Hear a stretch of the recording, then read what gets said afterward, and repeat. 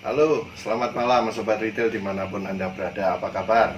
Nah, sudah cukup lama kita tidak jumpa dan saya sibuk dengan aktivitas yang lain, terutama aktivitas di lapangan. Nah, mulai malam ini dan selanjutnya secara berseri, saya akan mengunjungi Anda semua melalui channel YouTube saya. Tentu saja tidak jauh yang akan saya bicarakan tentu tentang bisnis retail dan segala pernak-perniknya. Nah, malam ini saya akan mengupas sedikit tentang apa itu pemikiran-pemikiran tentang kalah bersaing. Banyak sekali teman-teman sobat retail yang merasa punya perasaan kalah bersaing bahkan sebelum pertandingan dimulai. Ya, sebagai contoh, bagi yang pemula ini ingin buka toko, tapi karena di sekitarnya sudah banyak toko, baik itu toko modern maupun toko tradisional yang punya tetangga, sehingga mereka kadang-kala mengurungkan niatnya dan banyak lagi. Nah, di samping itu juga ada juga ini keluhan yang teman-teman yang terutama yang di daerahnya ada ya saya beri tanda kutip ya, dua pemain nasional yang kita sendiri semua sudah tahu ada di mana-mana, dan mereka merasa bahwa wah, ini kalau ada mereka datang di sekitar kita biasanya omset langsung drop atau performa dari toko kita langsung memburuk.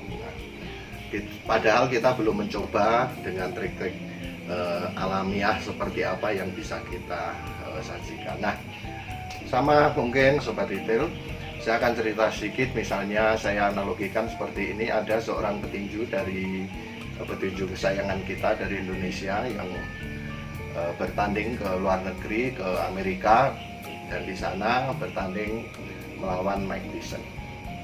Nah, apa yang ada di benak kita? Ini akan bunuh diri, ya, akan bunuh diri karena Mike Tyson bukanlah lawan yang sebanding ya pada masa jayanya itu, sehingga kalau kita mau bersaing, ya, kalau kita mau bersaing atau petinju ini mau bersaing, tentu dia harus meningkatkan kemampuannya. Apa itu meningkatkan kemampuannya? Baik, pertama berat badannya, karena berat badannya harus seimbang. Yang kedua juga secara teknis dia harus perbaiki semua. Bahkan dia juga harus mencari pelatih yang mumpuni dengan jadwal-jadwal latihan yang sangat ketat, dan sangat banyak pernak-perniknya, sangat banyak detailnya yang harus dia pelajari sebelum memulai bertanding. Yang perlu diingat adalah yang namanya bersaing itu adalah sebuah permainan atau pertandingan yang seimbang, ya. Jadi kalau kita melawan lawan yang tidak seimbang, atau baik itu yang lebih tinggi dari kita atau yang lebih dari kita, itu namanya bukan persaingan menurut saya. Jadi kita jangan GR kalau kedatangan misalnya dua peritel nasional di dekat toko kita, kita merasa wah kita kalah bersaing dengan dia, kok GR sekali. Menurut saya mereka nggak memikirkan kita kok, mereka nggak nganggep kita, nggak nganggep bahwa toko-toko di sekitar itu adalah pesaing mereka. Nah, kita sendiri yang kadang kegeeran pesaing ya, mereka adalah pesaing kita. Nah, kalau untuk bersaing ya tentu kita harus meningkatkan skill kita, meningkatkan apa sih yang harus dipelajari, detailnya seperti apa. Ya, karena sangat banyak detail-detail di bisnis retail yang nanti di materi yang lain saya akan kupas. Ini yang secara kontinu dan secara konsisten dipelajari oleh dua peritel nasional tersebut dengan sangat detail, dengan sangat rinci, dan terus-menerus mereka melakukan itu. Jadi sobat retail semua, kalau kita ingin bersaing, kita harus membuat posisi kita berimbang.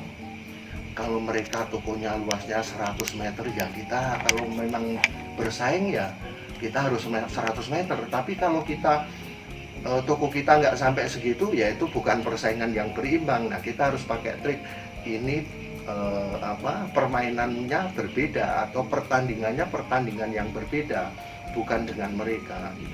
Nah, baik sobat retail semua, nanti bisa Anda pelajari lebih detail tentang bagaimana bersaing dengan para kompetitor besar maupun bersaing dengan ya peritel sesama peritel tradisional atau peritel lokal yang biasanya lebih banyak sebenarnya jumlahnya dibandingkan peritel nasional, tapi kita seringkali atau peritel lokal seringkali merasa itu bukan pesaing, padahal peritel lokal yang lain itulah pesaing sesungguhnya.